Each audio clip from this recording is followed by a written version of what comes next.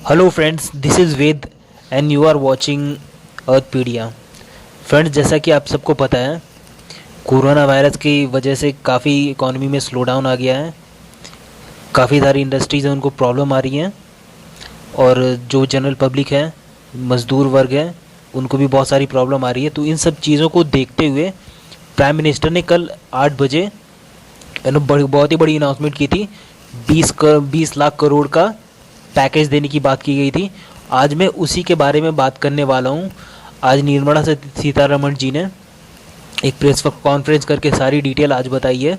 तो आज जो उन्होंने सारी डिटेल बताई है, वो जो स्टिमुलस दिया गया है 20 लाख पैकेज का, उसका ये फर्स्ट पार्ट है। सेकेंड पार्ट वो जल्दी ही अनाउंस करेंगे। तो आज उन्होंने जो भी अनाउंस किया है, आज हम उसके बारे में डिटेल में बात करेंगे कि उन्होंने क्या क्या कहा है और उसका क्या क्या इफेक्ट पड़ने वाला है।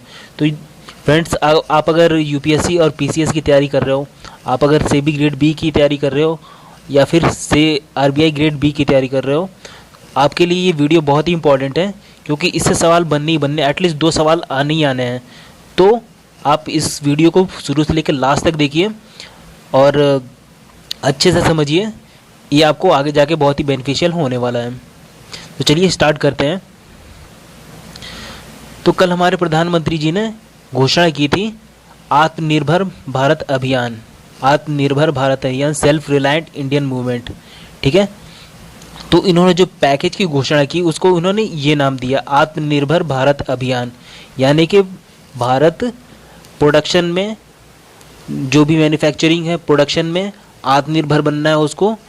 इस विज़न को लेकर के उन्होंने ये चीज़ रखी है।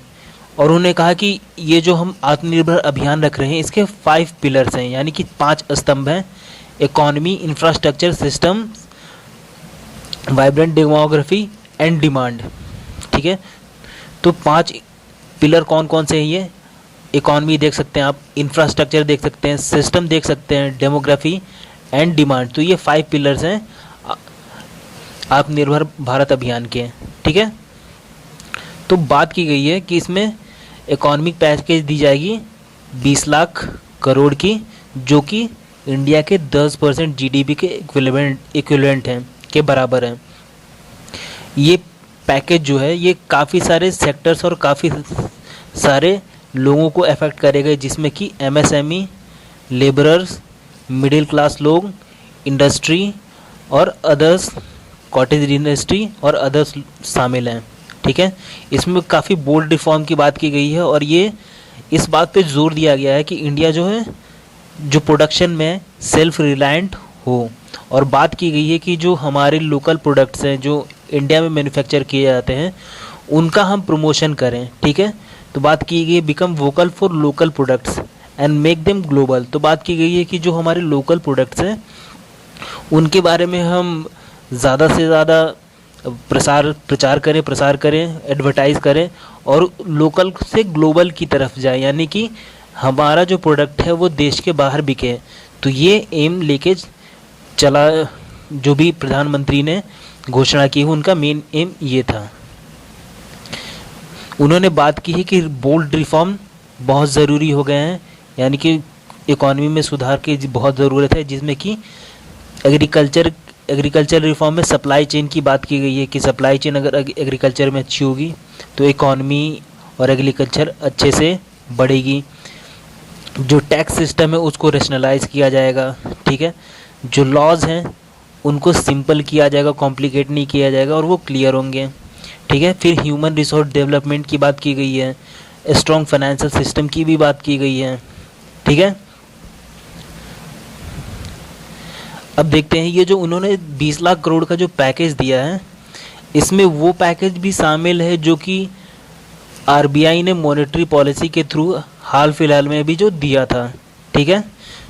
तो उनमें से कौन कौन सी चीज़ें शामिल है? 6 फरवरी को आरबीआई ने लिक्विडिटी इंजेक्ट किया था 2.1 लाख करोड़, जो कि 1.4% ऑफ जीडीपी के बराबर है। 6 फरवरी को ये आरबीआई ने लिक्विडिटी इंजेक्ट की थी, काफ़ी सारे स्टेप्स लेकर के। ठीक है। फिर 27 मार्च को आरबीआई की 7th बाई मंथली रिपोर्ट आई थी। ठीक है। तो उसमें उन्होंने क्या क्या स्टेप्स लिए थे। पहला तो ये था कि टोटल इन्होंने 3.7 लाख करोड़ का लिक्विडिटी इंजेक्ट किया था। कोरोना वायरस का जो संकट आया था, इसको देखते हुए काफ़ी सारे सेक्टर्स ऐसे थे जिनमें लिक्विडिटी की प्रॉब्लम आ रही थी। उसको देखते हुए 3.74 लाख का लिक्विडिटी इंजेक्ट किया गया है, ठीक है, जिसमें से कि 1000 करोड़ था, 1 लाख करोड़ जो था, 1 lakh crore targeted long term repo operations के लिए था, ठीक है। फिर CRR जो था उसको 4% से घटा के 3% किया गया, ठीक है, 4% से घटा के 3% किया गया। और इस वजह से लिक्विडिटी कितनी बढ़ी, 1,37,000 करोड़, ठीक है। फिर accommodation under marginal standing facility. Marginal standing facility जो होती है वो लिमिट से 2% ज़्यादा तक दिया जाता है।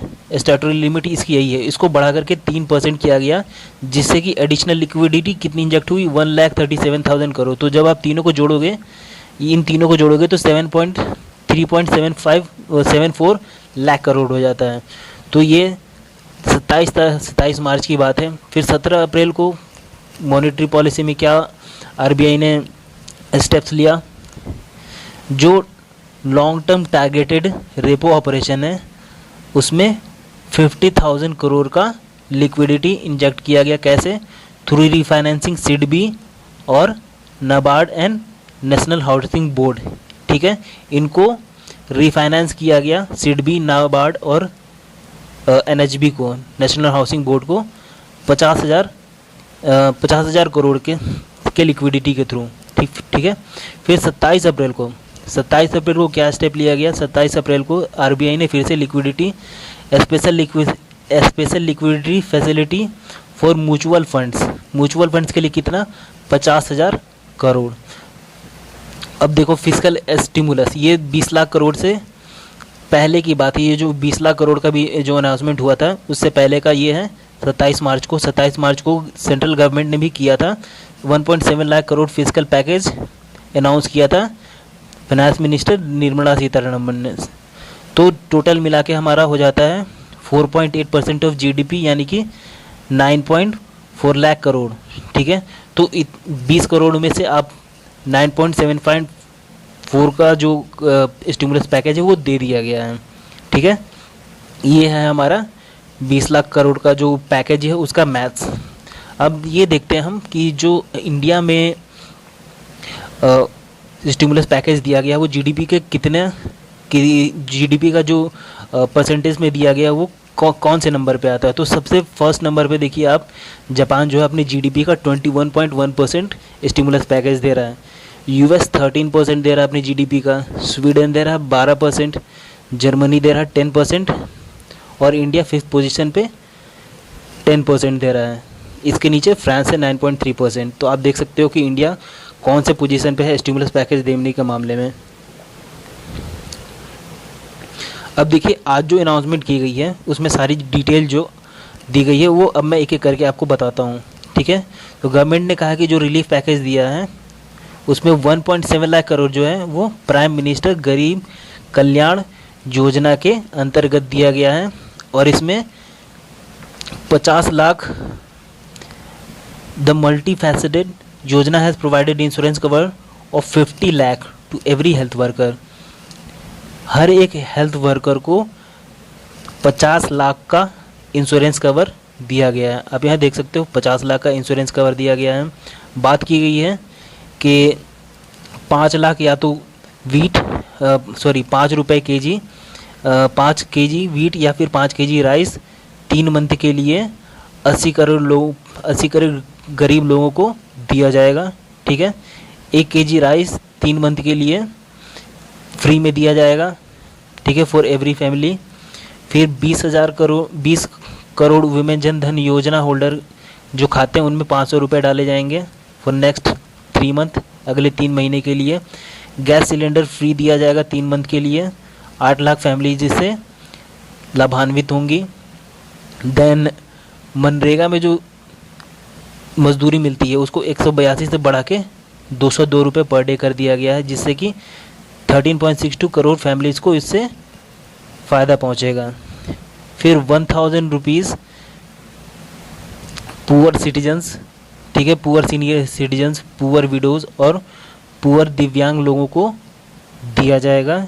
3 करोड़ लोग इससे फ़ायदा पहुंचेगा, 3 करोड़ लोगों को। देन प्रधानमंत्री गरीब कल्याण योजना के अंडर में ही 2000 दिया जाएगा टू फार्मर्स अंडर पीएम किसान योजना, ठीक है। 8.7 करोड़ फार्मर्स जो है इससे बेनिफिट होंगे। फिर building and construction worker welfare fund, इसका यूज़ किया जाएगा जो वर्कर्स हैं उनके रिलीफ के लिए, ठीक है।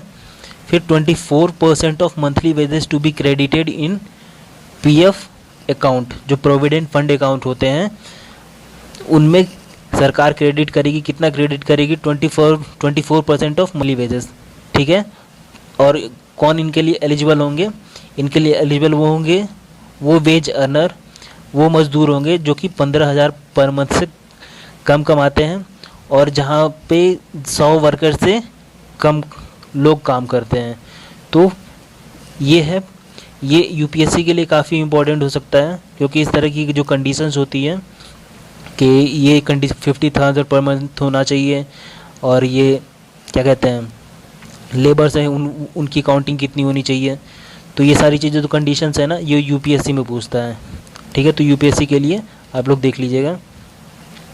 Then 5 crore workers registered under employed provident fund, EPF में जो लोग रजिस्टर्ड हैं 5 करोड़ लोग, उनके लिए क्या है? To get non refundable advance of 75%, उनको 75% का नॉन रिफंडेबल एडवांस मिलेगा, ठीक है। फिर limit for collateral free lending, जो वुमेन सेल्फ हेल्प ग्रुप्स हैं उनको अब 10 के बजाय 20 लाख का जब अगर लोन तक उनको कोई भी कोलेटरल नहीं देना है, यानी कि कोई भी चीज़ गिरवी नहीं रखनी है, ठीक है। तो पहले 10 लाख का लिमिट था, उसको बढ़ा करके 20 लाख कर दी गई। 20 लाख तक अगर आप लोन लोगे तो आपको कोई भी चीज़ गिरवी नहीं रखनी, कोई भी कोलेटरल नहीं रखना है। विमेन सेल्फ हेल्प ग्रुप, ठीक है, सेल्फ हेल्प ग्रुप नहीं, विमेन। ध्यान देने बात ये वाली है कि यहाँ पे विमेन सेल्फ हेल्प ग्रुप है, ठीक है। फिर district mineral funds, district mineral funds होता है, इस फंड का इस्तेमाल किया जाएगा किस चीज़ के लिए? मेडिकल फैसिलिटी के लिए, टेस्टिंग स्क्रीनिंग के लिए, जो कोरोना वायरस है जो अभी सारी चीज़ें हो रही हैं उसमें यूज़ हो जाएगा। फॉर आर्गुमेंटिंग फैसिलिटी, मेडिकल टेस्टिंग और स्क्रीनिंग के लिए।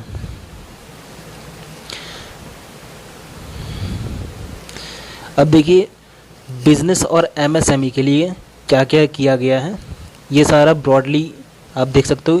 इतने ब्रॉडली मेन पॉइंट आप यहाँ देख सकते हो, मेन पॉइंट यहाँ पे लिखे हुए हैं, आप मेन पॉइंट देख सकते हो। मैं एक एक करके आपको एक्सप्लेन करता हूँ कि बिज़नेस और micro small and medium enterprises के लिए क्या क्या स्टेप्स लिया गया है।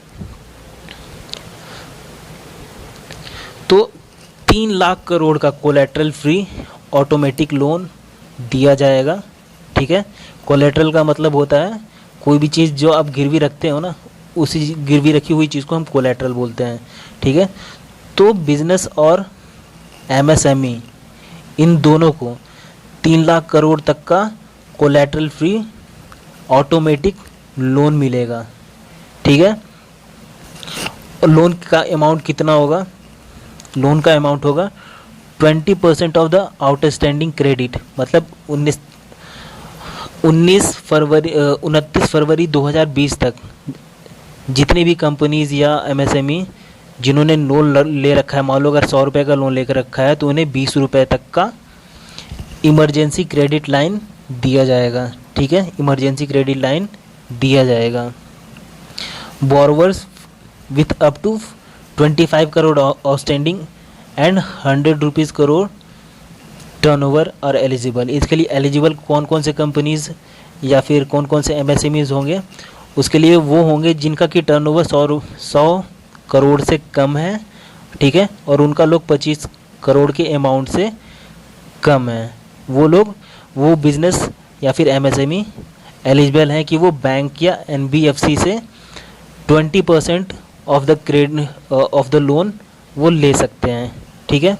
इस लोन का पीरियड होगा 4 साल, जिसमें कि moratorium of 12 month for principal repayment का मतलब ये है कि आपको 12 मंथ यानी कि 1 साल तक आपको प्रिंसिपल नहीं चुकाना है, आपको सिर्फ इंटरेस्ट देना है। ठीक है, तो काफ़ी सारी फैसिलिटी दी गई है।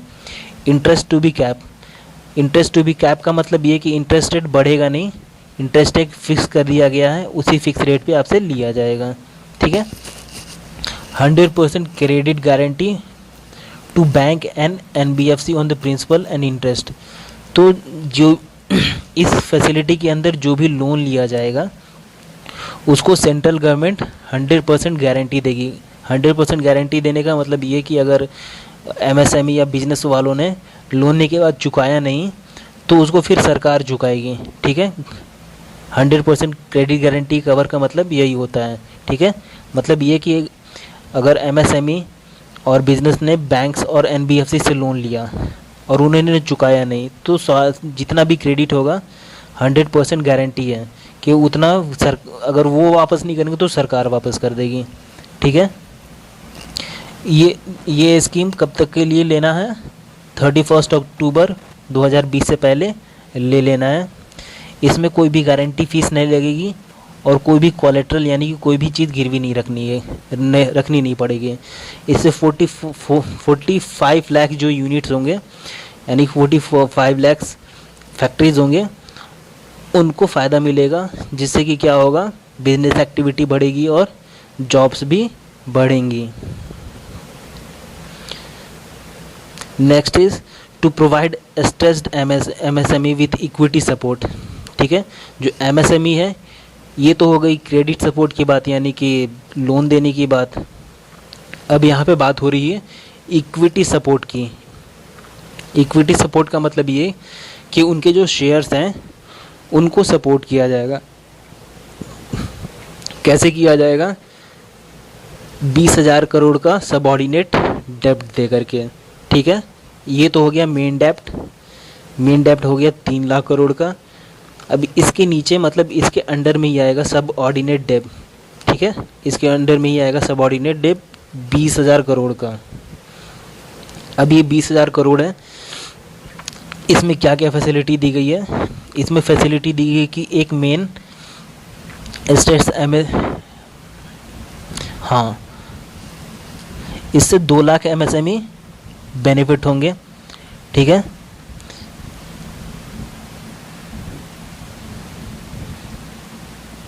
Then 50,000 crore equity infusion for MSME।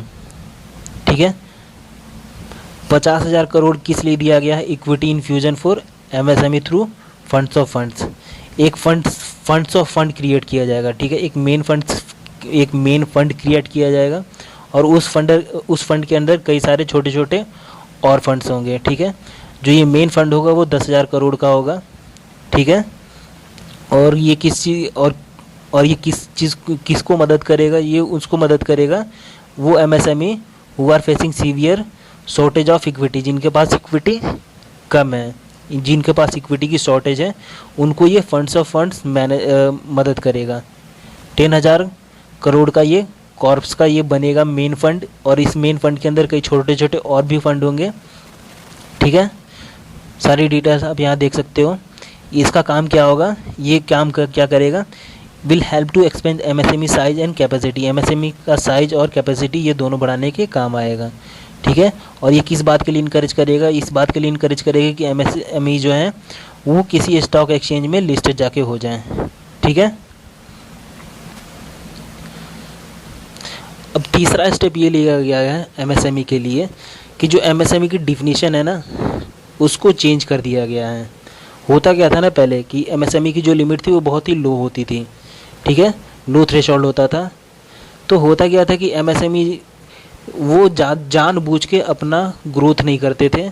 अगर ग्रोथ करेंगे तो उनका टर्नओवर बढ़ जाएगा। अगर वो टर्नओवर उनका बढ़ गया तो MSME की डिफिनीशन से वो बाहर हो जाएगा। अगर MSME की डिफिनीशन बाहर हो गए वो, तो MSME को जो फैसिलिटी मिलती है, जो भी सुविधाएं मिलती है गवर्नमेंट की तरफ से, वो नहीं ले पाते हैं, नहीं ले सकते। तो जानबूझ के उतना ग्रो नहीं करते थे।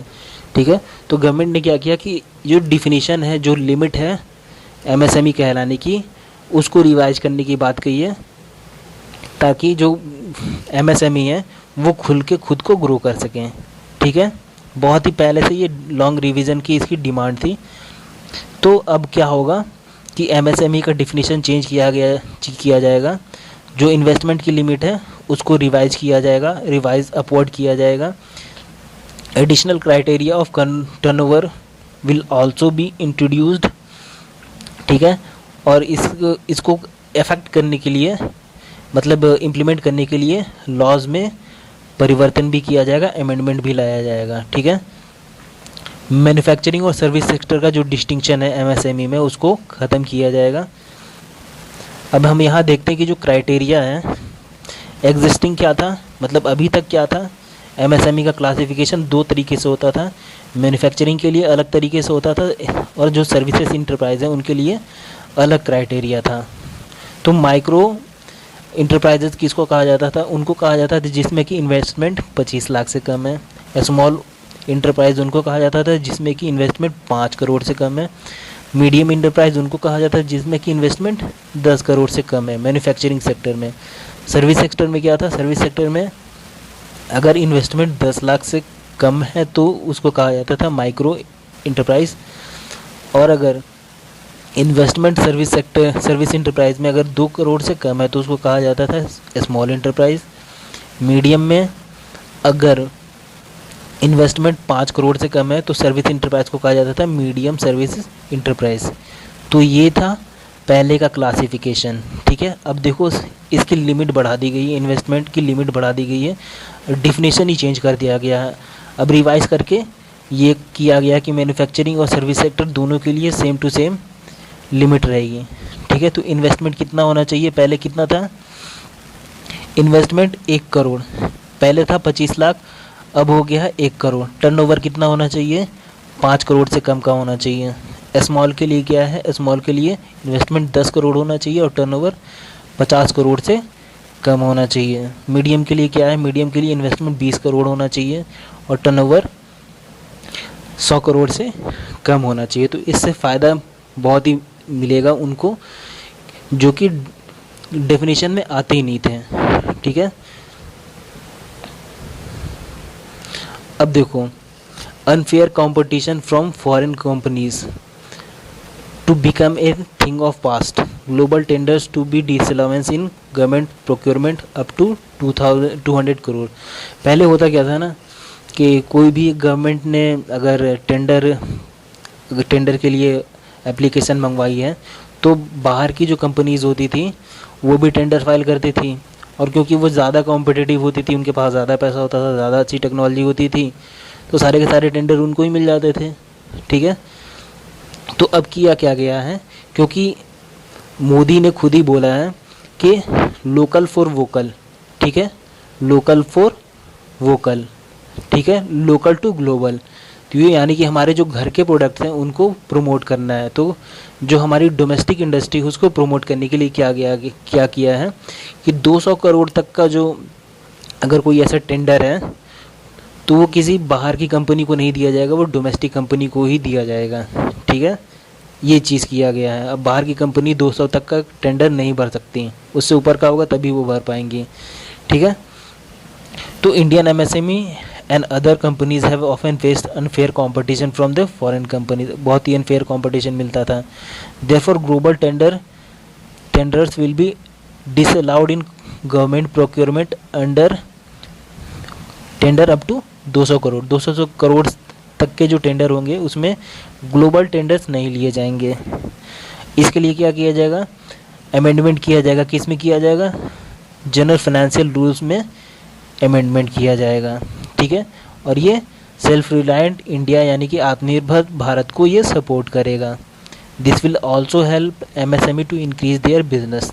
तो आप यहाँ देख सकते हो कि MSME को कितना ज़्यादा महत्व दिया है, कितना ज़्यादा सपोर्ट किया गया है, क्योंकि MSME जो सेक्टर हैं वो सबसे ज़्यादा एम्प्लॉयमेंट जनरेट करते हैं मैन्युफैक्चरिंग सेक्टर में।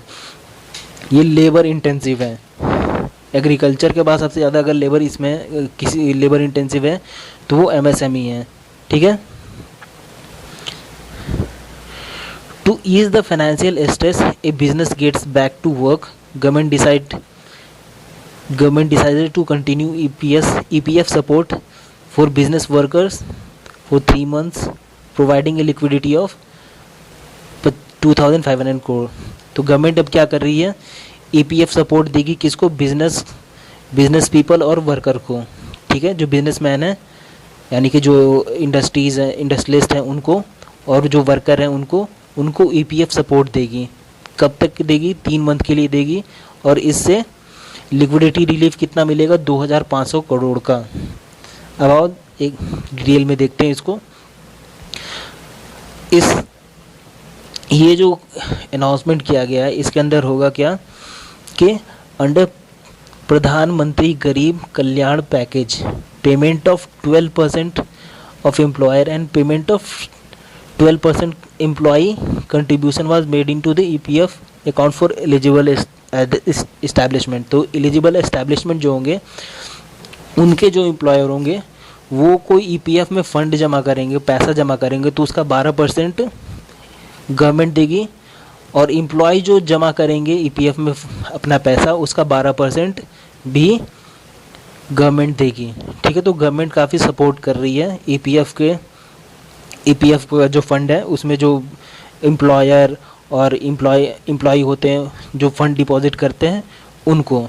तो इससे क्या होगा, इससे जो एम्प्लॉयर होगा या फिर इंडस्ट्रियलिस्ट होंगे और जो वर्कर होंगे उनके जेब में ज़्यादा पैसा होगा, तो क्या होगा, लिक्विडिटी बढ़ेगी, ठीक है। तो इस तरह से आप समझो कि ये लिक्विडिटी सपोर्ट हो रहा है ये, ठीक है। तो मार्च, अप्रैल और मई, ठीक है, ये इन महीनों के लिए भी लागू होगा, ठीक है। और आगे के जो 3 महीने हैं, जून, जुलाई और अगस्त 2020, इसमें भी ये लागू रहेगा, ठीक है। इससे एडिशनल लिक्विडिटी निकलेगी कितनी, 2,500 करोड़ की, ठीक है। इससे 3.6 लाख इस्टेब्लिशमेंट्स यानी कि कंपनीज़ को फ़ायदा होगा और 72.22 लाख एम्प्लॉयज़ को फ़ायदा होगा, ठीक है।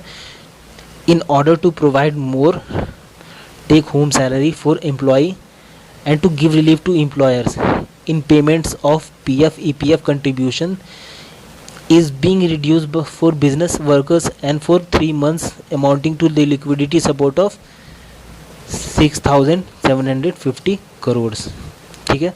ये भी इसको देखते हैं डिटेल में। तो अब होगा क्या ना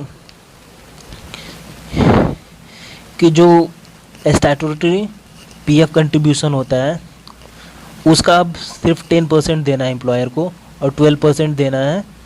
पहले होता था कि 12% तो मैंडेटरी देना ही है, ठीक है। अब हो गया उसको घटा करके 10% देना ही है। मान लो कि अगर 100% EPF में डालना है एम्प्लॉयर को, ठीक है, तो 12 रुपये तो 100 उसको डालना ही डालना है, ठीक है। लेकिन अब वो लिमिट घटा के कर दी गई है 10%, यानी कि 10 रुपये, आप समझ लो एक एग्जाम्पल से। और ये 3 मंथ के लिए है, ठीक है। इससे होगा क्या कि जो एम्प्लॉयर होंगे उनको ज़्यादा पैसे उनके जेब में आएंगे, ठीक है। तो इस तरह से गवर्नमेंट सपोर्ट कर रही है। This scheme will be applicable for worker who are not eligible for 24% EPF support under the PM Garib Kalyan package and its extension. इनमें उन लोगों को फ़ायदा मिलेगा जो कि 24% of EPF support under PM गरीबी एक्सटेंशन के अंतर्गत नहीं आते हैं, ठीक है। ये इससे कितनी लिक्विडिटी इंजेक्ट होगी, 6,750 करोड़ की लिक्विडिटी इंजेक्ट होगी। Now the government launches 30,000 crore special liquidity scheme for NBFC, housing financing company and micro financial institutions.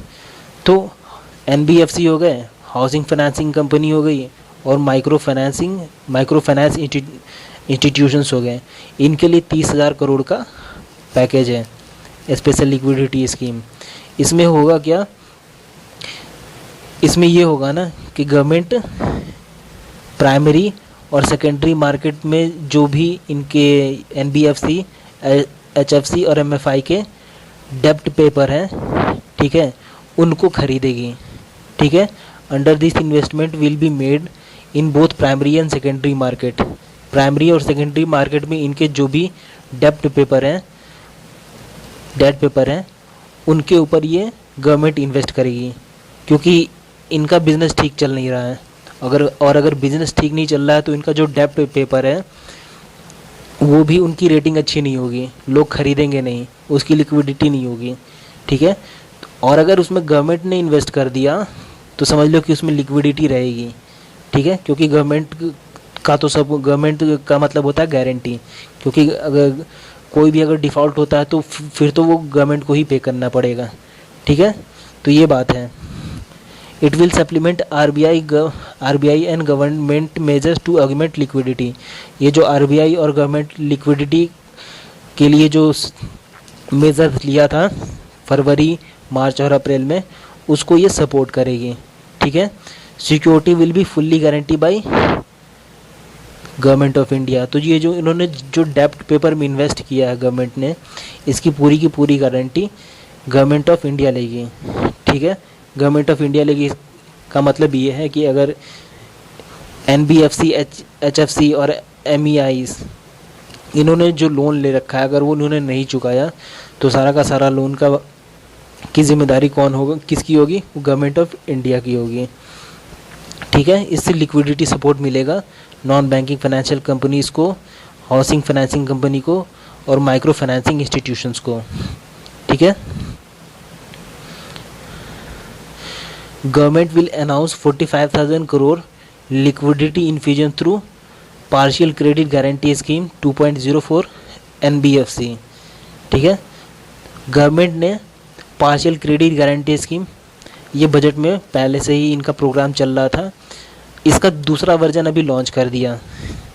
इस आत्मनिर्भर भारत अभियान में इनका दूसरा वर्जन लॉन्च कर दिया, जिसका नाम रखा गया है पार्शियल क्रेडिट गारंटी स्कीम 2.0। ये किसके लिए किया गया है? एनबीएफसी के लिए किया गया है, और इससे 45,000 करोड़ की लिक्विडिटी इंजेक्ट होगी इकॉनमी में। अब देखो इसमें होगा क्या। इसमें जो एग्जिस्टिंग जो पीजीएस स्कीम है, partial credit guarantee scheme, to be extended to cover borrowing such as primary issuance of bonds CP. एक मिनट रुको, क्लियर नहीं दिख रहा है यहाँ पे आपको। हाँ, तो जो एग्जिस्टिंग पीजीसीएस स्कीम है, पार्शियल क्रेडिट गारंटी स्कीम 2.0, इसको एक्सटेंड किया गया कहाँ पे?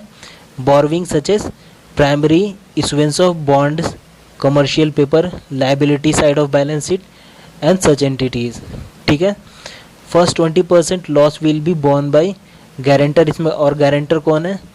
गवर्नमेंट ऑफ इंडिया यहाँ पे गारंटर है, ठीक है। इससे लिक्विडिटी इतनी इंजेक्ट होगी। Government give a fillip to discom. Discom का मतलब होता है डिस्ट्रीब्यूशन कंपनी, जो इलेक्ट्रिसिटी डिस्ट्रीब्यूट करती हैं कंपनियाँ, उसको कहते हैं हम डिस्कॉम। टू गिव फिलिप यानी कि support to discom with plummeting revenue and facing an unprecedented cash flow problem, government announces 90,000 crore liquidity injection for distribution companies. तो जो इलेक्ट्रिसिटी डिस्ट्रीब्यूट करती हैं कंपनियां, उनका 94,000 का बकाया है पावर जनरेशन और ट्रांसमिशन कंपनीज के ऊपर, ठीक है। मतलब ये जो डिस्ट्रीब्यूशन कंपनी है, इनको 94,000 करोड़ इन लोगों को पावर जनरेशन और ट्रांसमिशन कंपनीज को देना है, और इनके पास कैश फ्लो जो है, यानी कि कैश की बड़ी दिक्कत आ रही है इनको, ठीक है। तो इसको रिवाइव करने के लिए गवर्नमेंट ने 90,000 करोड़ का लिक्विडिटी इंजेक्ट किया थ्रू पीएफसी और आरईसी के थ्रू, ठीक है। और स्टेट गवर्नमेंट इसकी गारंटी लेंगी, ठीक है। स्टेट गवर्नमेंट्स इसकी गारंटी लेंगी, ठीक है। और सेंट्रल गवर्नमेंट के जो सेंट्रल गवर्नमेंट पावर सेक्टर की जो कंपनियां हैं, वो रिबेट देंगे डिस्ट्रीब्यूशन कंपनीज़ को। तो इस तरीके से आप देख सकते हो कि डिस्ट्रीब्यूशन कंपनीज़ हैं, इनको काफ़ी ज़्यादा रिलीफ दी गई है। In a major relief to the contractors, जो कंस्ट्रक्शन का जो सेक्टर है ना, जो बिल्डिंग वगैरह बनाते हैं, रियल एस्टेट बनाते हैं, इनको रिलीफ देने के लिए सेंट्रल गवर्नमेंट ने प्लान चलाया है कि 6 मंथ तक इनको बिना कोई एडिशनल कॉस्ट का भार दिए हुए इनको एक्सटेंशन दिया गया है, ठीक है। इनको एक्सटेंशन दिया गया कि आप 6 महीने और ले लीजिए, 6 महीने के बाद कंप्लीट कर लीजिए। गा, क्योंकि अभी क्या स्थिति है, अभी लॉकडाउन चल रहा है, मज़दूर मिल नहीं रहा है और काम हो नहीं रहा है, ठीक है। तो इस वजह से जो कंस्ट्रक्शन के काम है उनको 6 महीने का एक्सटेंशन दिया गया है कॉन्ट्रैक्टर्स को, ठीक है। Extension up to 6 month without cost to contractor will be provided by all central agency like railway, ministry of road and transport, highway, central public work department, ठीक है।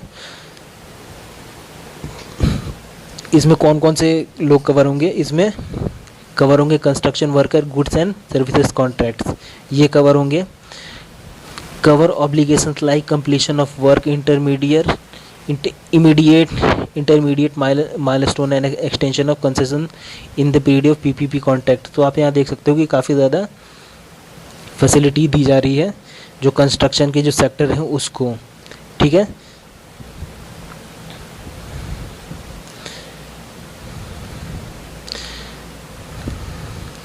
फिर ये जो real estate and regulation act के अंतर्गत जो भी real estate project बन रहे हैं उनको फैसिलिटी प्रोवाइड करने के लिए फोर्स मजूरे, ठीक है, एक एक्ट है RERA, उसमें एक फोर्स मजूरे करके एक फैसिलिटी दी गई है। उस फैसिलिटी को इम्प्लीमेंट किया जाएगा ताकि ये जो रियल एस्टेट है इसको सपोर्ट किया जा सके, ठीक है। Issue fresh project registration certificate, जो रजिस्ट्रेशन सर्टिफिकेट है उसके लिए फ्रेश इशू किया जाएगा, ठीक है। तो आप यहाँ देख सकते हो, सारी डिटेल देख लो, ये बहुत ज़्यादा इंपॉर्टेंट नहीं है इसलिए इसको हम स्किप कर सकते हैं, ठीक है। Among other measures, due date of all income tax return will be extended from 31st July 2020 and 31st October 2022। अब देखो, पहले है ना इनकम टैक्स का जो रिटर्न भरना था वो 31 जुलाई लास्ट डेट थी, ठीक है। अब उसको बढ़ा के 30 नवंबर कर दिया गया है और टैक्स ऑडिट का लास्ट डेट जो 31 अक्टूबर था उसको वैसे ही रखा गया है, ठीक है। उसको 30 सितंबर कर दिया गया है,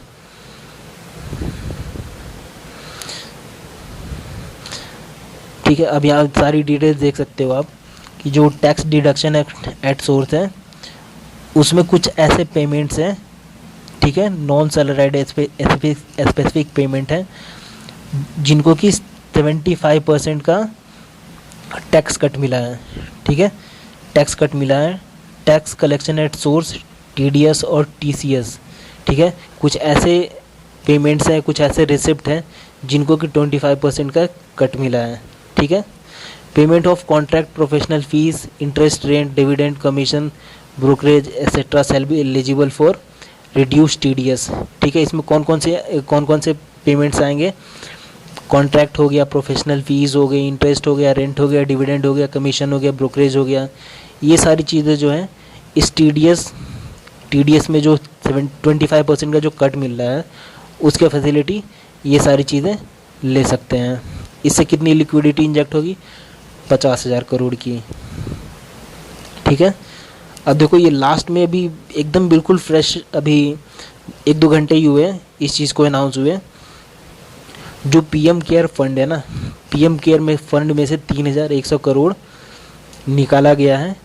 ये कोरोना वायरस से जो भी अभी पेंडेमिक आया है इससे लड़ने के लिए 2,000 crore rupees 2,000 crore for 50,000 ventilator के लिए हैं, 1,000 crore for relief measure for migrant, जो माइग्रेंट्स भागे हैं यहाँ से उनके लिए 1,000 करोड़ का पैकेज है, ठीक है। और 100 करोड़ का पैकेज किसके लिए, वैक्सीन डेवलपमेंट के लिए, ठीक है। तो आज की चीज़ों में आज जो हुआ ये सारी चीज़ें डेवलपमेंट हुई हैं। तो आज के लिए गाइस इतना ही। आपको अगर कोई कन्फ्यूज़न रहा हो या कोई चीज़ समझ में नहीं आ रही हो तो आप कमेंट बॉक्स में जाके पूछ लो। वीडियो आपको कैसा लगा, अच्छा लगा तो प्लीज़ ज़रूर लाइक करना, और अगर पहली बार मेरा वीडियो देख रहे हो आप तो प्लीज़ मेरा चैनल सब्सक्राइब कर लो, क्योंकि करंट अफेयर्स और इकोनॉमिक्स की थ्योरी वाली चीज़ें जो है वो आपके लिए मैं ले आता रहता हूँ, और जो भी एग्ज़ाम से रिलेटेड चीज़ें होती हैं वो आपको बताता रहता हूँ। तो चलो गाइस, आज के लिए इतना ही, विदा लेता हूँ, बाय बाय।